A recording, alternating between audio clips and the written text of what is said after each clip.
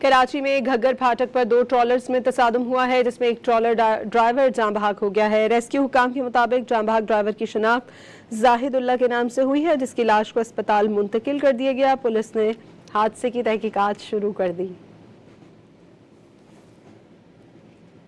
घग्गर फाटक पर दो ट्रॉलर्स के दरमियान तसादुम से ड्राइवर जाँ बहक हो गया है।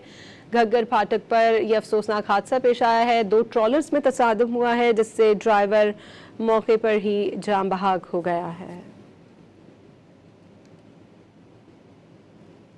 कराची में घग्गर फाटक पर दो ट्रॉलर्स में तसादुम हुआ है, जिसमें एक ट्रॉलर ड्राइवर जाँ बहक हो गया है। रेस्क्यू हुकाम के मुताबिक जाँ बहक ड्राइवर की शनाख्त जाहिदुल्लाह के नाम से हुई है, जिसकी लाश को अस्पताल मुंतकिल कर दिया गया। पुलिस ने हादसे की तहकीकात शुरू कर दी।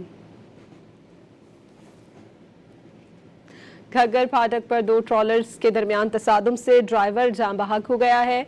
घग्गर फाटक पर यह अफसोसनाक हादसा पेश आया है। दो ट्रॉलर्स में तसादुम हुआ है, जिससे ड्राइवर मौके पर ही जाँ बहक हो गया है।